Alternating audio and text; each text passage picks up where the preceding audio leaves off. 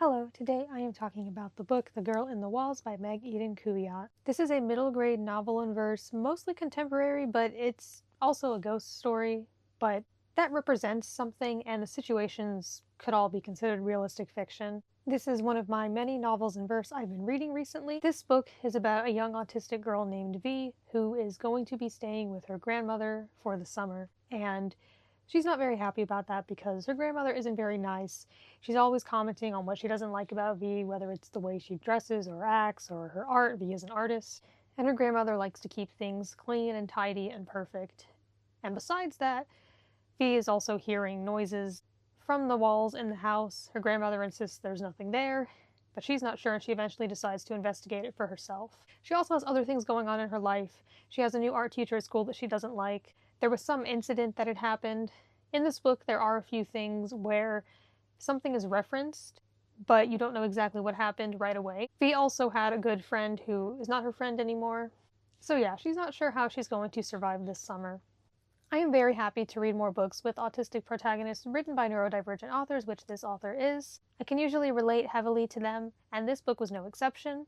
A lot of it I definitely found relatable. I think this author does a really good job at, especially with this being a novel in verse, using poetic and metaphorical language that isn't too hard to understand to describe certain thoughts, feelings, and emotions, especially how it feels to get negative, insecure thoughts. This was my first time reading from this author. I'll show you how the sections in this are split up. It's not really traditional like with chapters. It's pretty much just when you can see the big words, that's the beginning of the sentence, and then it goes on. And as you can see, the next one just starts right after the next one ends. There's not really a page break. So that's how it works. And these sections don't ever really go on for more than a few pages, but they can also be less than a page. So that's how that's formatted. It had proper grammar, which is all I really ask for with a novel in verse or a poetry book. Sometimes, like, everything's in lowercase and there aren't certain punctuation marks, and that just makes it confusing, but thankfully I thought this one was pretty well written. I thought this book had good characters. I liked V. I thought she was very much herself, even despite the judgments she received, but she still does doubt herself at times, which is realistic. There's also a bit about her cousin Kat, who's much older. Kat is in college. She is also an artist. She does assemblage pieces. I'm not sure if that's how it's pronounced, but she does those and she teaches V about those. And I thought she was an interesting character as well. She is also neurodivergent. I also thought the grandmother-granddaughter relationship in this book was really interesting. This book has a lot to do with family history and family secrets and generational trauma and disability and how people were treated in the past. I think this book was also very much about being different and masking. I was pretty invested in this. I found the mystery aspect pretty interesting. I also wasn't quite sure how this would end. Like, it didn't feel predictable to me at all. So I was curious about that. I thought this book was creative. I also thought it was quite suspenseful and scary at times, and also a bit heartbreaking, but it was also very informative and very eye-opening.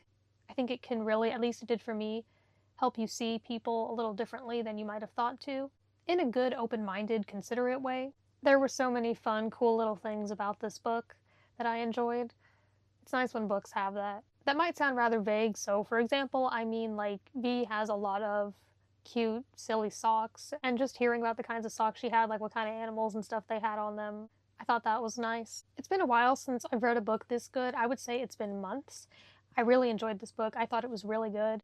I found it very relatable, but if you can't relate to this, I think you could learn from it. I definitely will be reading more from this author. I know she has at least two other, I think they're poetry books or novels in verse. I think those two go together like they're a duology or something, and they're also about autism, so I think I'll enjoy those as well. This book was definitely 5 stars for me. If you have read this book or anything by this author, I'd love to hear your thoughts, or just any books with autistic characters, especially main characters. I would love to read more of those, and I do have some on my TBR, like a lot more Elle McNichol books, for example. But yeah, I'm definitely interested in reading more of those, and thank you for watching.